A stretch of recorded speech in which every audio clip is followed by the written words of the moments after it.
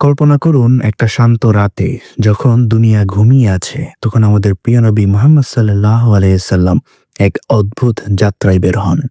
আকাশের ৭ স্তর ভেদ করে পৌঁছান একটি পবিত্র গাছের কাছে, যার নাম সিদরাতুল মুনতাহা। এই গাছ যেন জ্ঞানের শেষ সীমানা, যেখানে ফেরেশতারাও থেমে যায়। কিন্তু নবী সাল্লাল্লাহু আলাইহি সাল্লামের সামনে নতুন দরজা খুলে যায়।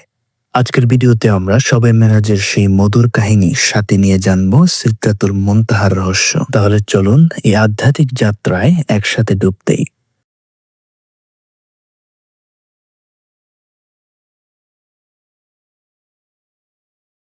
প্রথমে আসুন জানি যে সবে মেরাজের সেই অলৌকিক রাতের কাহিনী।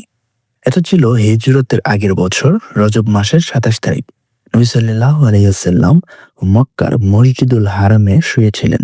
তখন ফেরেশতা জিবরাইল আলাইহিস সালাম আসেন এবং তাকে বলেন যে যাত্রা শুরু করুন। নবী সাল্লাল্লাহু আলাইহি সাল্লাম বোরাক নামের একটি অলৌকিক প্রাণীতে চড়ে মক্কা থেকে বাইতুল মুকাদ্দাস, যেটাকে বর্তমানে জেরুজালেম বলা হয়, সে জায়গায় পৌঁছান। এই ঘটনাটাকে বলা হয় ইসরা।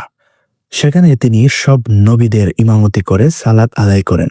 তারপর জিবরাইল আলাইহিস সালাম তাকে নিয়ে আকাশের যাত্রা শুরু করেন। একের পর এক স্তর ভেদ করে প্রথম আকাশে হযরত আদম আলাইহিস সালাম, দ্বিতীয় আকাশে ইয়াহিয়া আলাইহিস সালাম এবং ঈসা আলাইহিস সালাম, তৃতীয় আকাশে ইউসুফ আলাইহিস সালাম, চতুর্থ আকাশে ইদ্রিস আলাইহিস সালাম, পঞ্চম আকাশে হারুন আলাইহিস সালাম, ষষ্ঠ আকাশে মূসা আলাইহিস সালাম আর সপ্তম আকাশে ইব্রাহিম আলাইহিস সালামের সাথে দেখা হয়। প্রত্যেক নবী তাকে স্বাগত জানায়। এই যাত্রা যেন একটা স্বপ্নের মতো, কিন্তু অবশ্যই সত্যিকারে এমনটা ঘটেছিল। কোরআনে বলা হয়েছে, পবিত্র সেই আত্মা যিনি তার বান্দাকে রাত্রিবেলা মসজিদুল হারাম থেকে মসজিদুল আকসায় নিয়ে গেলেন। এরপর আসুন সিদরাতুল মুনতাহার কথায়। শবে মেরাজের শেষ অংশে যখন নবী সাল্লাল্লাহু আলাইহি ওয়াসাল্লাম সপ্তম আকাশ পেরিয়ে যান, তখন পৌঁছান এই পবিত্র গাছের কাছে। সিদরাতুল মুনতাহা একটা বিশাল লোটাস গাছ, যা স্বর্গের সীমানায় দাঁড়িয়ে আছে। এর পাতা যেন হাতির কানের মতো বিশাল আর ফলগুলো ঘোড়ার মতো বড়। সোনালী রঙের প্রজাপতিরা এর উপর ঘুরে বেড়ায় আর এর ছায়ায় ফেরেশতারা আশ্রয় নেয়। তিনি তার রবের কিছু বড় নিদর্শন দেখলেন।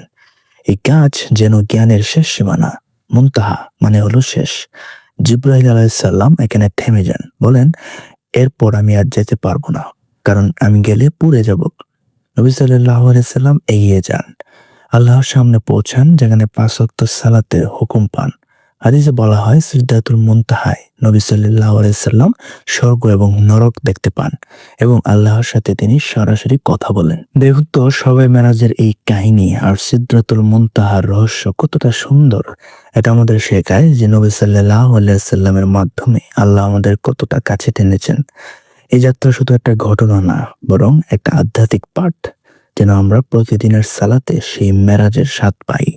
তাই পরের বার রাতে আকাশের দিকে তাকিয়ে ভাবুন, সেখানে কোনো রহস্য লুকিয়ে আছে কিনা। এই ভিডিওটা যদি আপনার ভালো লেগে থাকে তাহলে অবশ্যই লাইক দিবেন, সাবস্ক্রাইব করবেন আর কমেন্টে বলুন যে শবে মেরাজ নিয়ে আপনি কি ভাবেন। পরের ভিডিওতে দেখা হবে আরো একটি ইন্টারেস্টিং টপিক নিয়ে। আল্লাহ হাফেজ।